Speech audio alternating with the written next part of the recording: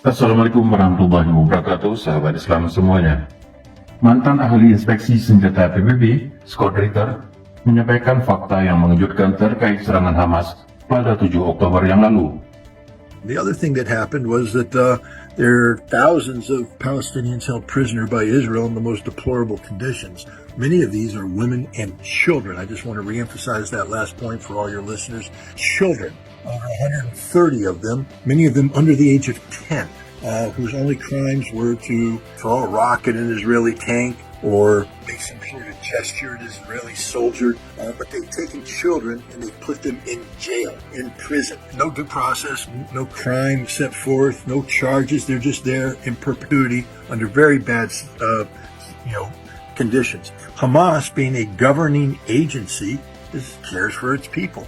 And they've been telling the Israelis for some time now that they need to release these people, and Israel refuses to do it. They continue to arrest more and more and more and more. So one of the goals and objectives of Hamas was to seize hostages for the purpose of facilitating an exchange to free the prisoners that Israel had taken. Israel had in fact taken hostages too, and were holding them over the head of Hamas.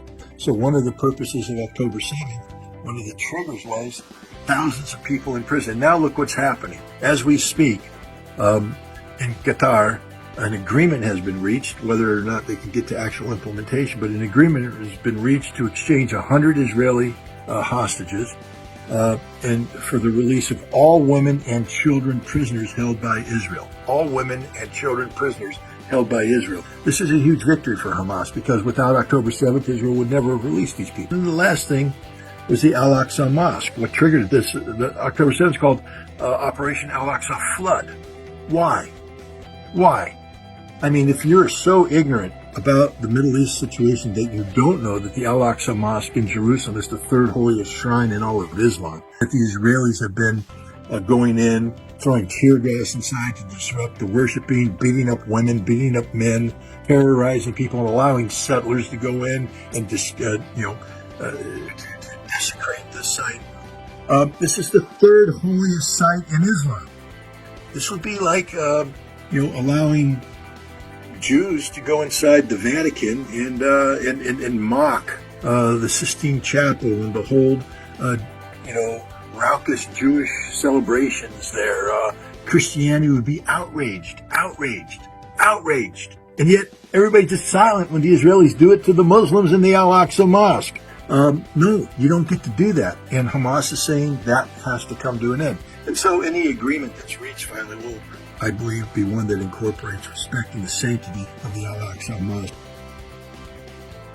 Ritter menyebutkan bahwa 1.400 warga sipil Israel yang dinyatakan tewas saat serangan Hamas itu, ternyata 80% tewas di tangan militer Israel sendiri.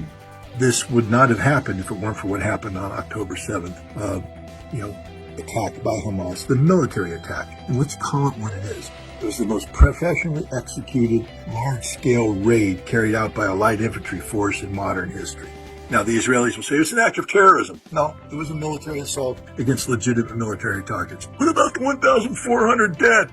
Well, most of them were soldiers, and of the civilians, estimated 80% of those civilians were killed by the Israelis themselves. We now know that the Apache helicopters fired indiscriminately against the people trying to flee for their lives from the crossfire that had ensued between Hamas fighters and Israeli security forces, that the Apache helicopters couldn't differentiate between them, so they killed everybody. We now know that the Israeli police forces, their special forces hostage rescue, Yaman, when recapturing Berry, was in communications with hostages who said, we're in this building, they're ready to surrender, and they made the option to fire in with tank runs and kill everybody anyways, that the majority of the people who died the majority of the civilians who died that day were killed by Apache helicopters, Merkava tanks, or Israeli Defense Force, panicked Israeli Defense Force. This was a military assault carried out by Hamas to achieve political objectives.